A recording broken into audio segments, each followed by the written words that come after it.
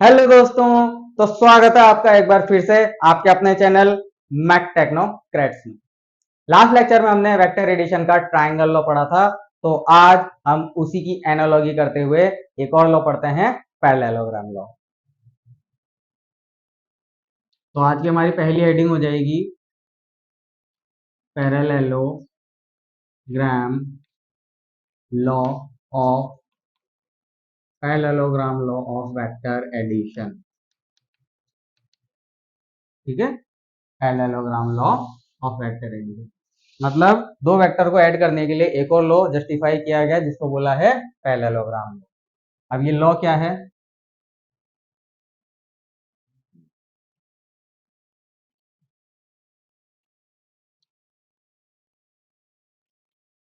if two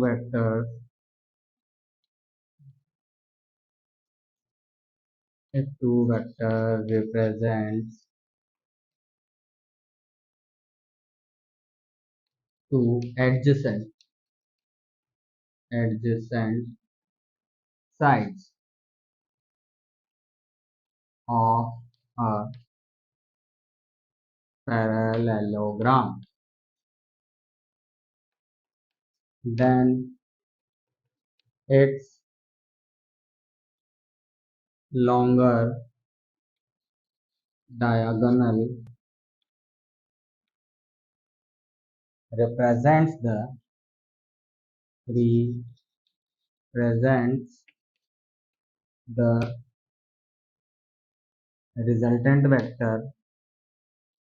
resultant vector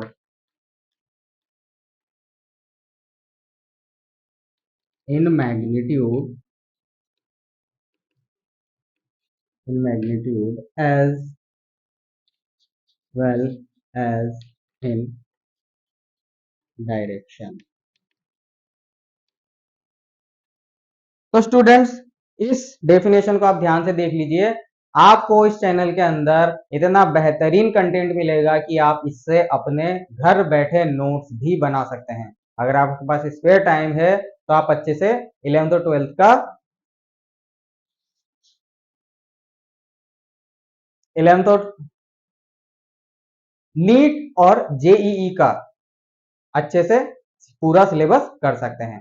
एक और हर एक छोटी छोटी चीज आपको यहाँ पर लिख लिख कर सिखाई जाएगी। ठीक है, तो पैरेललोग्राम लॉ का मैंने डेफिनेशन लिख दी है कि if two vector represent two adjacent sides. अब होती क्या है पैरेललोग्राम की एडजेसेंट साइड्स, देख लीजिए। ये हमारे पास कोई पहला वेक्टर है, इसे मैं बोल देता हूँ ए वेक्टर, और ये हमारे पास कोई दूसरा वेक्टर है, इसे मैं बोल देता हूँ बी वेक्टर। ठीक है, तो ये पैरेललोग्राम बनाना है अपन को इससे।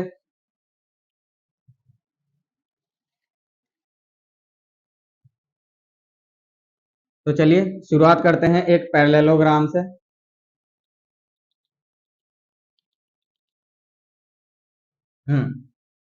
ठीक है, ये एक पैरेललोग्राम बना दिया मैंने डैश लाइन से बिल्कुल ही।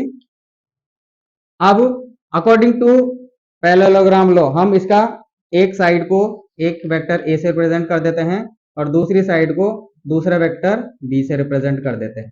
ठीक है, इन दोनों के बीच का एंगल है हमारे पास थीटा। क्या है हमारे पास?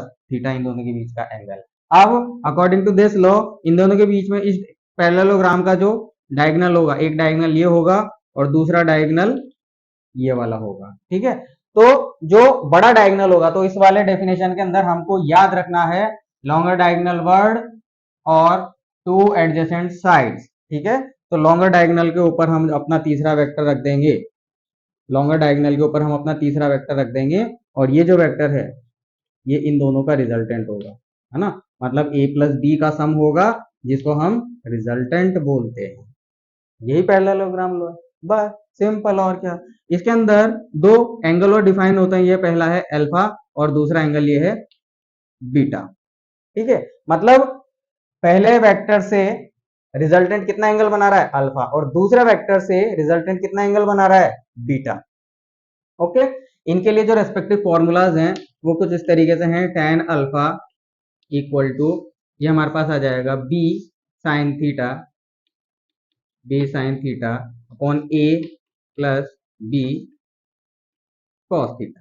और दूसरा फॉर्मूला हम लिख देंगे बीटा के लिए, tan beta is equals to, यहाँ पे आ जाएगा हमारे पास A sine theta upon B plus A cos theta.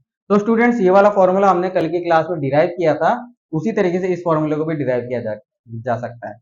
ये फॉर्मूला हमने डिराइव किया था, this formula derive from triangle law. ठीक है, तो ट्राइंगल लॉ के अंदर हमारे पास ट्राइंगल की पहली साइड ये थी जिसको हमने ए वेक्टर बोला था, दूसरी साइड ये थी हमारे पास, दूसरी साइड हमारे पास ये थी जिसे हमने वेक्टर बी बोला था। तो तीसरी साइड अपोजिट ऑर्डर में जो इनिशियल पॉइंट से फाइनल पॉइंट को मिला रही थी, direction wise and magnitude wise हमारा रिजल्टेंट थी। ठीक है ना, तो ट्राइंगल जब बना था तो हमें ये एंगल मालूम था, इस एंगल के बारे में बात की, ये बीटा एंगल उस वक्त नहीं आया था, इसलिए हमने अल्फा का वहां पे डेरिवेशन किया था। लेकिन यहाँ पर पैरेललोग्राम की बात कर रहे हैं और उसकी दो एडजेसेंट साइड, पहली ये है, दूसरी ये है, तो रिजल्टेंट का हमने दूसरी साइड के साथ भी एंगल निकाल लिया बीटा, जिसका फॉर्मूला आप इसी तरीके से डिराइव कर सकते हैं। और स्टूडेंट्स जो तीसरा फॉर्मूला है, तीसरा फॉर्मूला जैसा कि आप जानते हैं, r is equal to under the root of a square plus B square plus 2ab cos theta. ठीक है, जहां पे ए बी क्या है, वेक्टर ए और वेक्टर बी के मैग्नीट्यूड, थीटा क्या है, उन दोनों के बीच का एंगल। और दूसरी चीज अगर आप यहां पर ध्यान से देखें तो अगर मैं अल्फा एंगल और बीटा एंगल को जोड़ देता हूं तो मेरे पास आता है 90 डिग्री। ठीक है, तो ये कुछ रिलेशंस हैं पैरेललोग्राम लॉ को लेकर जो आपको अच्छे से याद होने चाहिए। ठीक है स्टूडेंट्स, अब मैं रिजल्टेंट को लेकर कुछ बात कर लेता हूं। कल हमने बात करी थी कि ए प्लस बी, इन दोनों के रिजल्टेंट को अपन आर बोलते हैं। ठीक है, रिप्रेजेंट कैसे करते हैं, ये ये और तीसरा वेक्टर ऐसे। ठीक है, ये हमारे पास आर वेक्टर था, ये हमारे पास ए वेक्टर था और ये हमारे पास बी वेक्टर था। ठीक है, बट आप देखिए अगर मैं इनको अपोजिट कर दूं तो ये हमारे पास ए वेक्टर, ठीक है, और ये हमारे पास B vector, this is A vector, this is B vector. अब मैंने आर की डायरेक्शन अपोजिट कर दी बच्चों, अब मैंने क्या कर दिया, अब मैंने आर की डायरेक्शन अपोजिट कर दी, तो ये क्या हो जाएगा, ये माइनस आर हो जाएगा। क्या हो जाएगा, ये माइनस आर।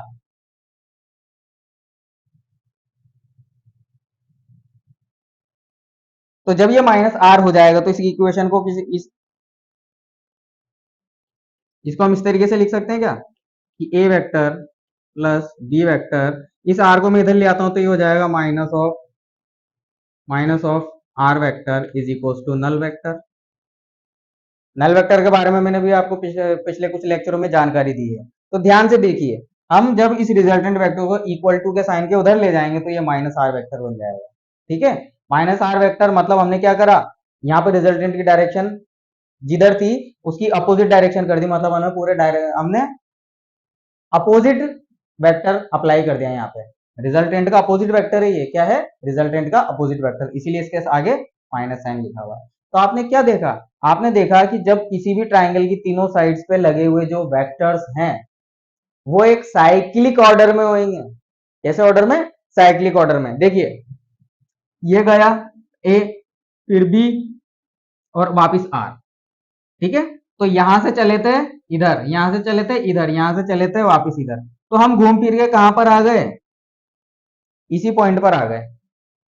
ठीक है ना, यहाँ पे देखो पहले हम चले थे इधर और बाद में हम चले थे इधर, तो हम कहां पहुंचे थे, यहाँ, और चले कहां थे, यहां से। तो यहां से जब हमने इस इनिशियल पॉइंट से फाइनल पॉइंट को मिलाया तो हमारे पास रिजल्टेंट मिला जिसकी कुछ लेंथ है, जिसकी कुछ लेंथ है। ठीक है ना, लेकिन हम चले यहां से थे और वापस भी यहीं पे आ गए, तो यहाँ पे हमें रिजल्टेंट कितना मिला, जीरो। क्या मिला, जीरो। और इसका ना तो कुछ मैग्नीट्यूड होता है और ना इसकी कोई डायरेक्शन होती है। आई बात समझ में, ये चीज आपको बतानी थी। चलिए अब कुछ कैरेक्टरिस्टिक्स देख लेते हैं वेक्टर एडिशन के। Characteristics of vector addition. अब हम वेक्टर एडिशन के कुछ कैरेक्टरिस्टिक्स देखेंगे कि वेक्टर एडिशन को कैसे क्या क्या ऐसी चीजें हैं, क्या क्या ऐसी नॉलेज है जो वेक्टर एडिशन को या उसके कॉन्सेप्ट को या उसके न्यूमेरिकल्स को इजी बनाने के काम आती है। ठीक है, तो सबसे पहली जो चीज है वो हमारे पास हो जाएगी A vector plus B vector is equals to B vector plus A vector. ठीक है, इसे हम क्या बोलते हैं, इसे हम बोलते हैं कम्यूटेटिव, इसे हम बोलते हैं commutative law valid. Commutative law यहाँ पर वैलिड है, मतलब ए वेक्टर में बी वेक्टर जोड़ेंगे तो हमें वही इफेक्ट या फिर वही डायरेक्शनल नेचर प्रोवाइड होगा जो बी को ए से जोड़ने पर होता है। ठीक है, ट्राइंगल लॉ से अगर अपन इसकी बात करें तो आपको कुछ समझ में आएगा। चलिए देखिए, मान लीजिए मेरे पास एक ये वेक्टर है और दूसरा वेक्टर मेरे पास ये है। इस वेक्टर को मैं ए वेक्टर, इस वेक्टर को मैं ए वेक्टर बोलता हूँ, इसको मैं बी वेक्टर बोलता हूँ। इन दोनों को मैं अब ट्राइंगल लॉ के अकॉर्डिंग जोड़ूंगा। ठीक है, तो a प्लस बी, तो ये रहा मेरा पहला वेक्टर a। ठीक है ना, a को मैंने ऐसा कैसा उठा के यहाँ रख दिया, ये मेरा पहला वेक्टर a, और b को मैंने ऐसा कैसा उठा के वापस यहाँ रख दिया, तो ये मेरे पास हो गया दूसरा वेक्टर b। ओके, ये b वेक्टर, ये a वेक्टर। तो इनिशियल पॉइंट और फाइनल पॉइंट को मिलाने वाली जो हमारे पास लाइन है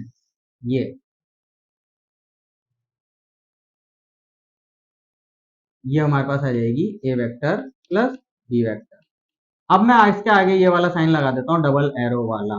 मतलब अब हम क्या रिप्रेजेंट करेंगे, किसका डायग्राम बनाएंगे, b प्लस ए का। तो पहले b लिखेंगे, b को ऐसा कैसा उठा के मैं यहाँ ले आता हूँ, ये रहा जी b।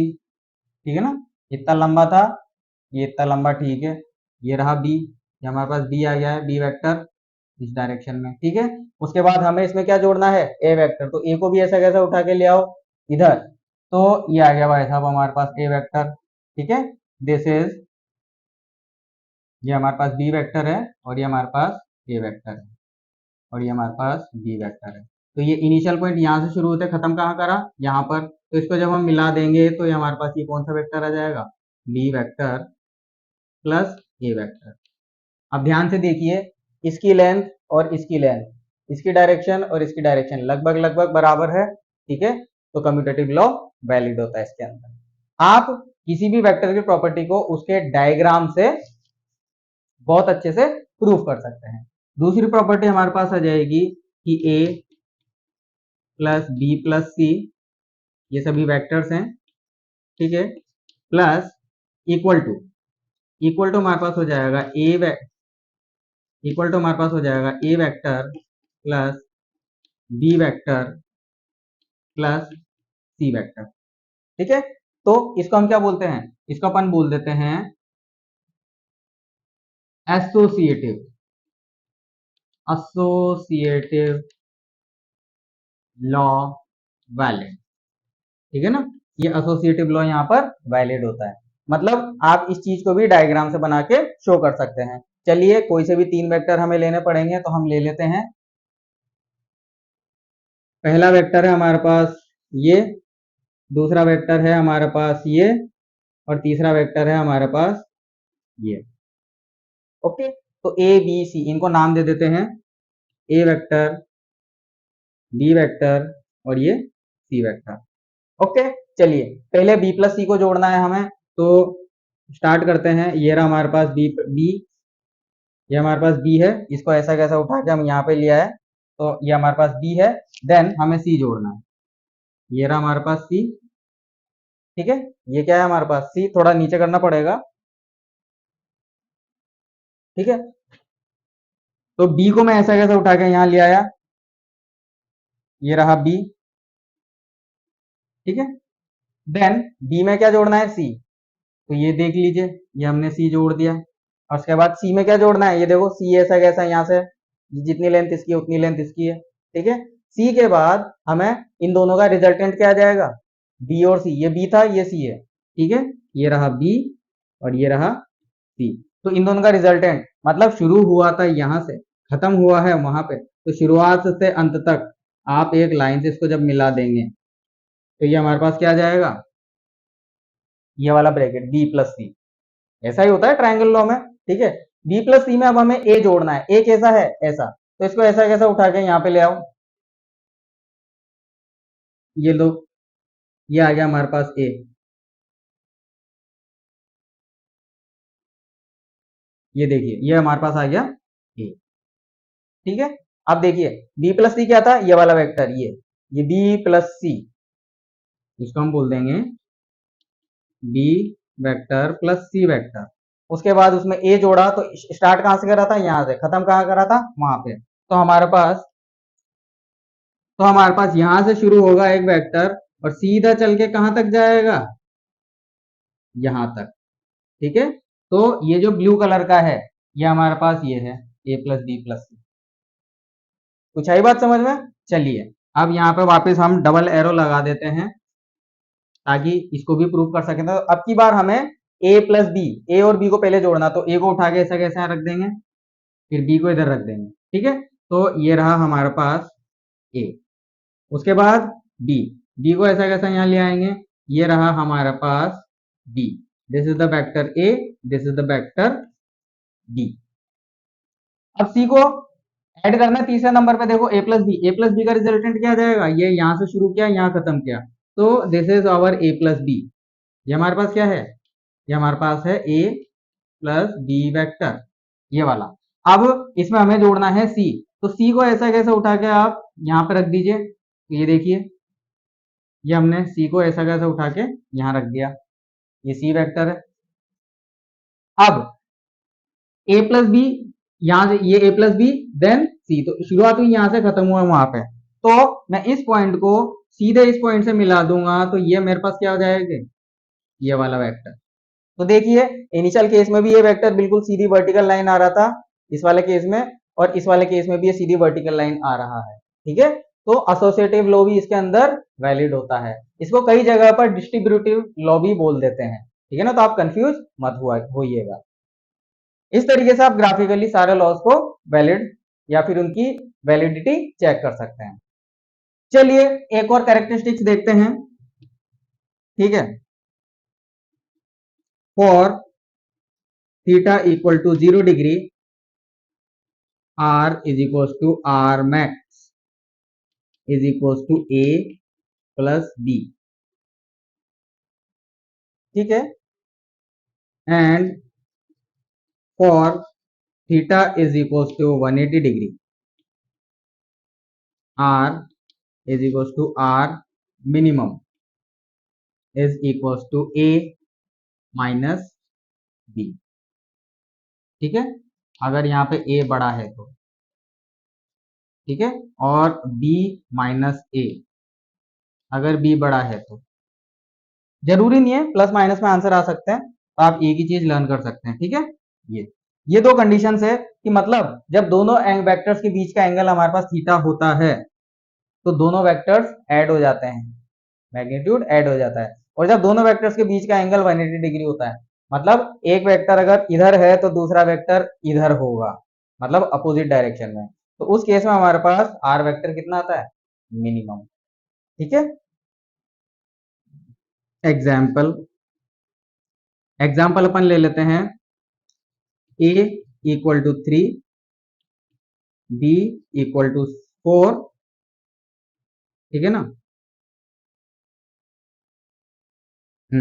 अब पहली चीज, first theta is equal to 0 degree, theta is equal to 0 degree जब अपन करेंगे तो हमारे पास r की वैल्यू कितनी आ जाएगी, आर स्क्वायर, रिजल्टेंट का फॉर्मूला लगा देंगे हम ये वाला। ठीक है, तो R square is equal to a square मतलब 3 का square plus B square plus 2 a b, 3 4। अब cos 0, ठीक है, थीटा की वैल्यू क्या है, 0, cos 0 की वैल्यू क्या होती है बच्चों, cos 0 की वैल्यू होती है 1। तो अगर आप कुछ ध्यान से देखेंगे तो A square plus B square plus 2ab का फॉर्मूला हमारे पास बन चुका है। ये 10 फॉर्मूला आपने बेसिक मैथ्स में याद कर लिए होंगे तो अच्छा है, याद नहीं करे होंगे तो आपको हवा ही नहीं लगेगी कि क्वेश्चन में चल क्या रहा है। ठीक है, तो पिछला जो भी बेसिक है उसे आप अच्छे से लर्न करें, क्योंकि आपका फाउंडेशन मजबूत होगा तभी आपको फिजिक्स की पकड़ अच्छी बनेगी। तो इसको हम क्या लिख सकते हैं, हम लिख सकते हैं 3 प्लस 4 इज इक्वल टू 7। और सेकंड सेकंड हमारे पास आ जाएगा कि theta is equal to 180 degree. तो उस केस में आर स्क्वायर हमारे पास कितना आ जाएगा? उस केस में आर स्क्वायर हमारे पास आ जाएगा, आर ही मान लो ना, अंडर रूट कर दो यहाँ पे।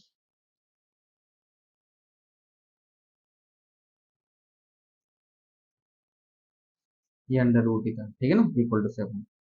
यहाँ पे भी आर आ जाएगा अपने पास, वैल्यू वही चलेगी जो अभी तक चल रही है, तो 3 square plus 4 square plus 2 into 3 into 4। यहाँ पे -1 आ जाएगा अब, क्योंकि cos 180 की वैल्यू कितनी होती है स्टूडेंट्स? -1। ठीक है, -1 होते ही जब ये माइनस से प्लस से मल्टीप्लाई हो जाएगा तो हमारे पास फॉर्मूला जनरेट होगा A square plus B square minus 2ab। तो हमारे पास फॉर्मूला किस चीज का बनेगा? हमारे पास फॉर्मूला बनेगा a माइनस बी का होल स्क्वायर। ठीक है, तो ये हमारे पास आ जाएगा 1। तो आपने देखा कि जब थीटा 0 होता है तो दोनों के मैग्नीट्यूड ऐड हो जाते हैं, 3 और 4 को जोड़ा तो 7 आ गया। और जब theta is equal to 180 degree होता है तो रिजल्टेंट हमारे पास मिनिमम हो सकता है। ठीक है, ए माइनस बी, है ना। ए अगर हमने 3 माना है, बी अपन ने 4 माना है, तो हमें बड़े में से छोटा घटाना है। यहाँ पे मिनिमम अगर अपन को पॉजिटिव वैल्यू चाहिए तो बड़े में से छोटा घटाना पड़ेगा, तो 4 में से 3 गया 1। तो ये चीज प्रूफ हो गई है। तो आपको आई कुछ बात समझ में? तो यहाँ पे हमें नोट रखना होगा कि a माइनस बी के मैग्नीट्यूड से तो बड़ा होगा या बराबर होगा हमारा रिजल्टेंट, लेकिन छोटा होगा या बराबर होगा a प्लस बी से। ठीक है, इसका मतलब आपकी रिजल्टेंट की जो भी वैल्यू आएगी, इन्हीं भी दो वेक्टर्स को जोड़ने पर रिजल्टेंट की जो भी वैल्यू आएगी वो उन दोनों वेक्टर्स के मैग्नीट्यूड के सम से तो छोटी होगी, लेकिन उन दोनों वेक्टर्स के मैग्नीट्यूड के डिफरेंस से बड़ी होगी। ठीक है, मतलब अगर मेरे पास दो वेक्टर्स हैं जिसमें से पहला वेक्टर 3 मैग्नीट्यूड का है, दूसरा 4 मैग्नीट्यूड का है ना। मैग्नीट्यूड मतलब लेंथ, वेक्टर की लेंथ। ठीक है, तो इन दोनों का जो रिजल्टेंट आएगा वो इससे बड़ा आएगा। अब ये कितना आया था हमारे पास? 1। ठीक है, और इससे छोटा होगा, ये कितना आया था हमारे पास? थीटा इक्वल टू 0 पे आया था ना, ये आया था हमारे पास 7। तो इसका मतलब है कि अगर हमारे पास ये सेट दे रखा है, मतलब ए वेक्टर का मैग्नीट्यूड है आपके पास 3 यूनिट और बी वेक्टर का मैग्नीट्यूड है 4 यूनिट, तो हमारे पास आर की वैल्यू जो होगी वो 1 से बड़ी और 7 से छोटी होगी। रिजल्टेंट की वैल्यू मैक्सिमम कब हो सकती है? जब थीटा 0 डिग्री हो, तब दोनों ऐड हो जाएंगे तो मैक्सिमम वैल्यू हो जाएगी। और मिनिमम कब हो सकती है? जब थीटा की वैल्यू 180 डिग्री हो, तो दोनों का डिफरेंस आ जाएगा, 4 में से 3 है 1। तो रिजल्टेंट की वैल्यू 1 से छोटी नहीं होगी और 7 से बड़ी नहीं होगी। ये कॉन्सेप्ट भी आपको अच्छे से ध्यान रखना है। तो चलिए दोस्तों, चैप्टर को आगे बढ़ाते हैं इसके एक अगले कैरेक्टरिस्टिक्स के साथ। ठीक है, उस कैरेक्टरिस्टिक्स को मैं लिख देता हूं,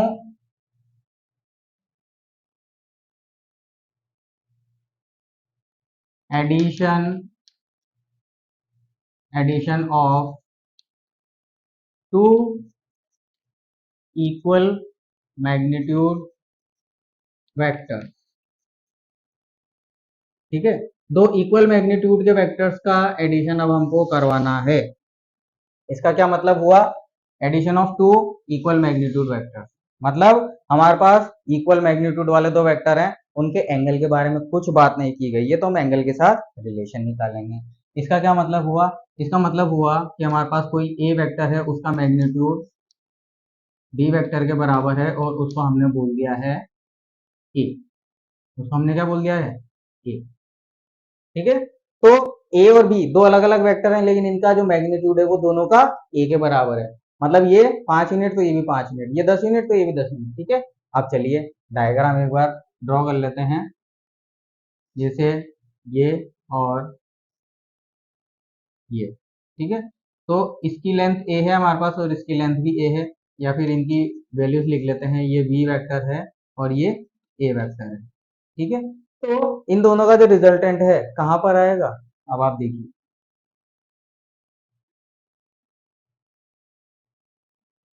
पैरेललोग्राम बन गया कुछ इस तरीके से। तो ये आ गया रिजल्टेंट, क्या आ गया, ये हमारे पास रिजल्टेंट आ गया। तो ये डायग्राम मैं पिछले कई बार बना चुका हूं, तो आपको अच्छे से पता है कि ये नीचे वाला एंगल अल्फा है, ऊपर वाला एंगल बीटा है, ठीक है। तो ये एंगल है अल्फा और ये एंगल है बीटा, ठीक है।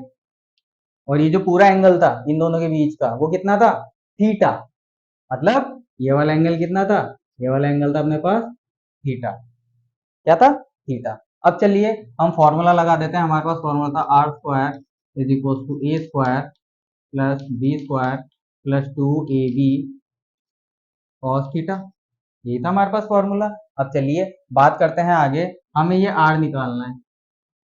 इसी फॉर्मूले को सॉल्व कर लेते हैं, तो हमें मिलेगा r square is equal to a, magnitude है ये ए का, ये बी का मैग्नीट्यूड है, ठीक है। सबकी जगह हम ए रखेंगे, A square plus 2a into cos theta. Okay, तो हमारे पास क्या चल के आएगा, हमारे पास आ जाएगा are square is equal to 2a square plus 2a square into cos of theta. आ रही है बात समझ में, A square plus A square 2a square और A into A square, two पहले से लगा हुआ, ये कॉस थीटा। यहाँ पर अगर हम 2a स्क्वायर को कॉमन निकाल लें तो अंदर बचेगा 1 प्लस कॉस थीटा।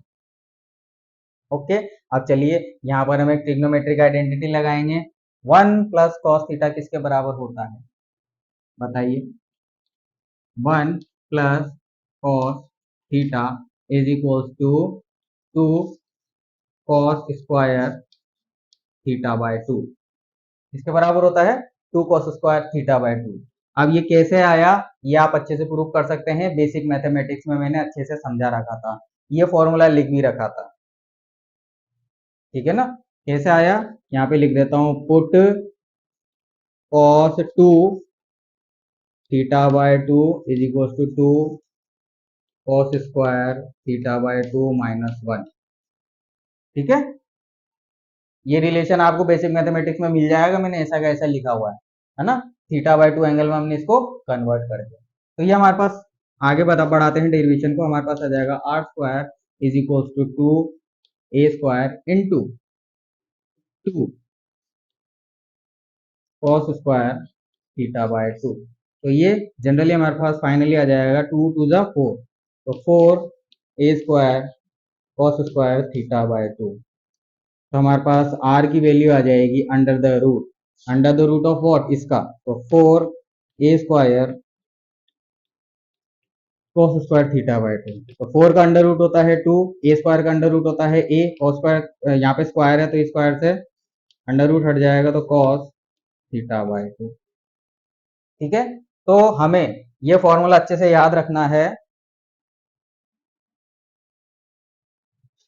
ये फॉर्मूला हमें अच्छे से याद रखना है। मतलब r is equal to 2a cos theta by 2, ठीक है। थीटा बाय 2 का मतलब क्या हुआ, थीटा बाय 2 का मतलब ये हुआ कि अगर ये पूरा एंगल थीटा है तो उसका जस्ट आधा एंगल क्या हो जाएगा, उसका जस्ट आधा एंगल। ये तो मैग्नीट्यूड हो गया। अब अगर अपन अल्फा की बात करें, ठीक है ना, तो टेन अल्फा का फॉर्मूला हमारे पास क्या था, टेन अल्फा का फॉर्मूला हमारे पास था b of sine theta divided by a plus b cos theta, यही थी, ठीक है। अब जो थीटा है उस थीटा की जगह हम थीटा बाय 2 रखें या फिर इनको मैग्नीट्यूड वाइज सॉल्व करें तो कितना आएगा हमारे पास आ जाएगा बी की जगह रख दिया मैग्नीट्यूड मैंने ए, साइन थीटा को मैं लिख देता हूं 2 थीटा बाय 2, है ना, 2 थीटा बाय 2, तो ये 2 से 2 कट जाएगा, वापस साइन थीटा बन जाएगा। समझने की कोशिश कीजिए स्टूडेंट, ठीक है। डिवाइडेड बाय ए का मैग्नीट्यूड था ए प्लस बी, इसका मैग्नीट्यूड था ए। अब इसको मैं लिख सकता हूं cos 2 थीटा बाय 2। अब मेरे को ये आइडिया कैसे आया कि भैया मैं इसको इस तरीके से कन्वर्ट करूं, क्योंकि हमने रिजल्टेंट भी निकाला था इसी तरीके से, हाफ एंगल में कन्वर्ट करके, ठीक है ना। हाफ एंगल आ गया, इसका मतलब इस डायग्राम में जो हमारे पास ये जो एंगल बना हुआ है ये अल्फा और बीटा, इनका इस थीटा बाय 2 से जरूर कुछ ना कुछ रिलेशन है, वही रिलेशन हम यहाँ पे निकाल रहे हैं, ठीक है। चलिए तो निकाल लेते हैं। तो टेन अल्फा हमारे पास कितना आ जाएगा बच्चों, ए साइन 2 थीटा बाय 2, है ना, तो ए अब साइन टू थीटा का फॉर्मूला क्या होता है? साइन टू थीटा का फॉर्मूला होता है two sine theta by two into cos theta by two divided by, नीचे भी ए और ए कॉमन आ जाएगा तो ए बाहर ले लिया, अंदर बचेगा वन प्लस। अब कॉस टू थीटा का फॉर्मूला क्या होता है? Two cos square theta by two minus one. इस प्लस वन से ये माइनस वन कैंसिल हो गया, इस ए से ये ए कैंसिल हो गया, ठीक है, और इस टू से ये टू कैंसिल हो गया। समझिएगा। अब यहाँ है cos square theta by two और यहाँ है कॉस थीटा बाय टू, तो एक कॉस थीटा से ये इसकी एक पावर कैंसिल हो गई। समझ रहे हो बच्चों? तो हमारे पास इधर क्या जाएगा, ऊपर न्यूमरेटर में साइन थीटा बाय टू और डिनोमिनेटर में कॉस थीटा बाय टू, तो ये हमारे पास आ जाएगा sine theta by two upon cos theta by two. अब साइन थीटा बाय टू और कॉस थीटा बाय टू को हम क्या लिख सकते हैं? Tan theta by two. तो हमारे पास आ जाएगा tan alpha is equal to tan theta by two. तो इससे हमें क्या पता चला? इससे हमें पता चला कि alpha is equal to theta by two. ठीक है, इससे हमें पता चला कि अल्फा जो है वो थीटा बाय टू है। ओके। दूसरी चीज, अगर अल्फा थीटा बाय टू है और अल्फा प्लस बीटा दोनों का सम थीटा के बराबर है, तो बीटा कितना होगा? बीटा भी तो उतना ही होगा, थीटा बाय टू। तो ये जो मैंने कुछ रिलेशंस लिखे हैं डब्बे में बंद किए हुए, उनको आपको कंक्लूड करना है ना? What does it mean? It means कि जब दो इक्वल मैग्नीट्यूड के वेक्टर्स को हम वेक्टर वेक्टोरियली ऐड करते हैं तो रिजल्टेंट कुछ इस तरीके से आता है ना? और वो रिजल्टेंट किस डायरेक्शन में एक्ट करता है? दोनों वेक्टर्स से इक्वली इंक्लाइंड, मतलब वो जितना पहले वेक्टर से एंगल बना रहा था उतना ही दूसरे वेक्टर से एंगल बना रहा है, मतलब दोनों वेक्टर के बीच का जो एंगल है उसके बायसेक्टर पे एक्ट करेगा आपका रिजल्टेंट। ये इतना बड़ा डेरिवेशन इसीलिए करवाया गया है ना? तो ये फॉर्मूला आपको याद करना है और ये आपको रिलेशन याद करना है। मतलब जब भी दो इक्वल वेक्टर दे रखे हों तो रिजल्टेंट हमेशा उन दोनों के बीच के एंगल के मिड मिड बायसेक्टर पे आएगा और रिजल्टेंट क्या आप ये फॉर्मूला लर्न कर सकते हैं।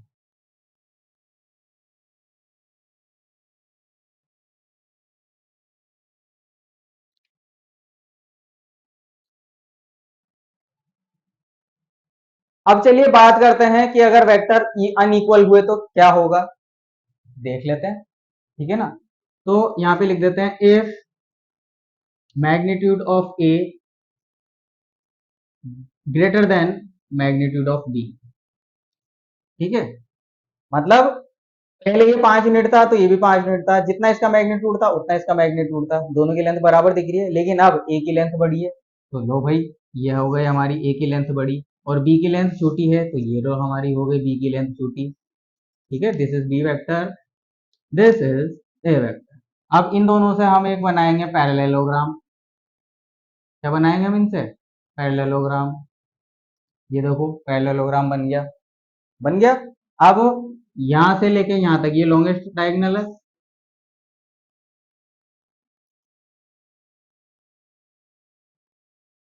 ये इन दोनों के बीच का रिजल्टेंट इसी तरीके से आएगा। ठीक है, तो ये एंगल था हमारे पास अल्फा और ये एंगल था हमारे पास बीटा। ठीक है, तो आपने क्या देखा? आपने ये देखा कि अल्फा जो है और ये पूरा का पूरा एंगल कितना था? ये पूरा का पूरा एंगल थीटा, इन दोनों के बीच का एंगल थीटा होता है ना? बार बार लिखने से डायग्राम कंजेस्टेड होता है। तो alpha less than theta by to and beta greater than theta by to, जहां पर ये पूरा एंगल थीटा है, ये पूरा एंगल थीटा है। ठीक है, अब आप देखिए हमने क्या देखा कि जो रिजल्टेंट होता है वो बड़े वाले वेक्टर की तरफ झुक जाता है। इस केस में देखिए दोनों वेक्टर बराबर थे तो रिजल्टेंट दोनों से बराबर झुका हुआ था, 30 डिग्री इससे दूर था तो इससे भी 30 डिग्री दूर था, फॉर एग्जाम्पल, है ना? लेकिन अगर आप एक वेक्टर को बड़ा कर देते हो तो रिजल्टेंट उस वेक्टर की तरफ झुक जाता है और झुक जाएगा, इसीलिए अल्फा की वैल्यू कम हुई है। ठीक है, तो हम पॉइंट क्या लिख देंगे? पॉइंट लिख देंगे रिजल्टेंट इज नियरर टू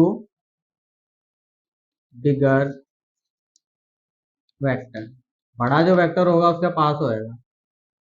ठीक है, and hence angle from bigger vector is small. इसीलिए अल्फा की वैल्यू छोटी आई है हमारे पास।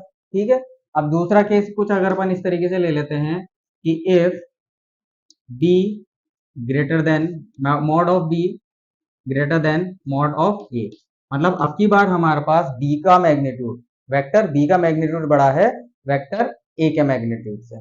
चलिए डायग्राम बना लेते हैं। ये रहा हमारा ए वेक्टर छोटा सा और ये रहा हमारा बी वेक्टर बड़ा सा।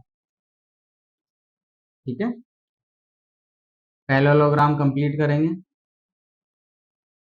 ये हो गया साहब पैरेललोग्राम कंप्लीट। तो ये रहा हमारे पास रिजल्टेंट वेक्टर।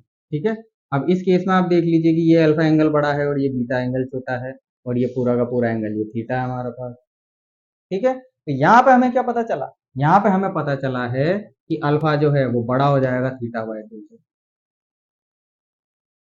एंड जो बीटा है वो छोटा हो जाएगा थीटा बाय 2 से।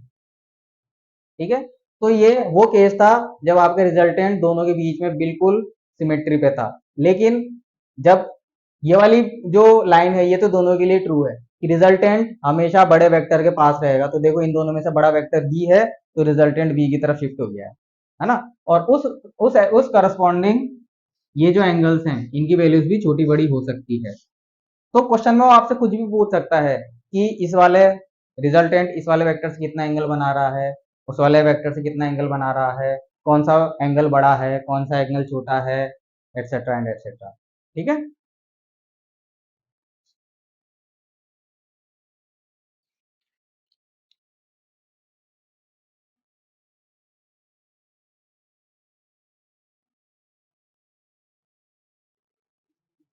उसके बाद एक नोट है हमारे पास। ठीक है, कि if magnitude of a vector is equals to magnitude of b vector is equals to a and theta is equals to 120 degree. चलिए ये एक और कंडीशन है हमारे पास। ठीक है ना, ये भी कैरेक्टरिस्टिक ही चल रहा है इसी का, मतलब जो दो इक्वल मैग्नीट्यूड के वेक्टर को ऐड करते हैं तो पहला तो इसका जनरल सिनेरियो ये है। उसके बाद जब दोनों वेक्टर्स की लेंथ को वेरी करते हैं तो एंगल्स के बीच का सिनेरियो ये है। अब तीसरा स्पेशल केस है कि जब दोनों का मैग्नीट्यूड बराबर है लेकिन उनके एंगल उन दोनों के बीच का एंगल 120 डिग्री स्पेसिफाई कर रखा है, 120 डिग्री हो, इस एंगल को कैसे यूज करेंगे। चलिए ए और बी का मैग्नीट्यूड दोनों को बराबर ले लेते हैं। ये ए इसी मैग्नीट्यूड का मेरे पास होना चाहिए बी, बड़ा हो गया। ये इसी मैग्नीट्यूड का बी और इन दोनों के बीच का एंगल 120। ठीक है ना, इन दोनों के बीच का एंगल 120। जब मैं इसको पैरेललोग्राम बनाऊंगा, ठीक है, तो रिजल्टेंट मेरे पास कुछ इस तरीके से आएगा, है ना। ये क्या आएगा, रिजल्टेंट, और ये मेरे पास है वेक्टर बी, ये है मेरे पास वेक्टर ए। चलिए अब जब दोनों का रिजल्टेंट क्या कहते हैं मैग्नीट्यूड सेम है तो हमारे पास रिजल्टेंट तो यही आ जाएगा जो हमने डिराइव किया था, 2a cos थीटा बाय 2। ठीक है, what does it means, it means कि अगर ये पूरा का पूरा थीटा है तो ये वाला कितना होगा, ये थीटा बाय 2 एंगल होएगा, क्योंकि ये वाला कॉन्सेप्ट है बिल्कुल। लेकिन यहाँ पर हमें थीटा दे रखा है 120 डिग्री। तो आर की वैल्यू हम निकालते हैं, तो आर हमारे पास आ जाएगा 2a cos 120 डिग्री, तो ये हो जाएगा 2a cos 120 डिग्री की वैल्यू होती है -1/2। ठीक है, ये वैल्यूज आपको आनी चाहिए।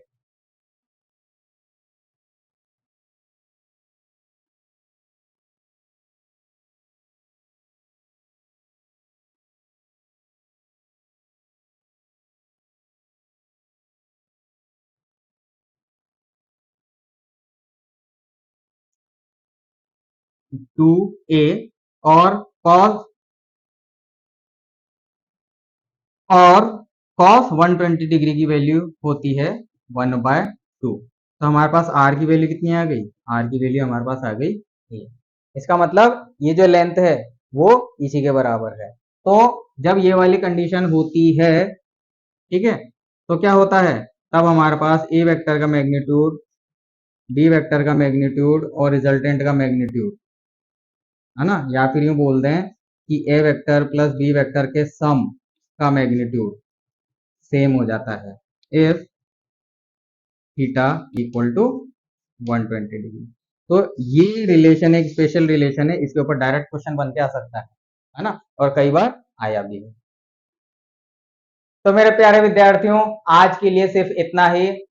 कल हम वेक्टर एडिशन का एक और नया तरीका सीखेंगे और उसके बाद वेक्टर एडिशन के ऊपर कुछ अच्छे अच्छे एग्जाम्पल्स करेंगे।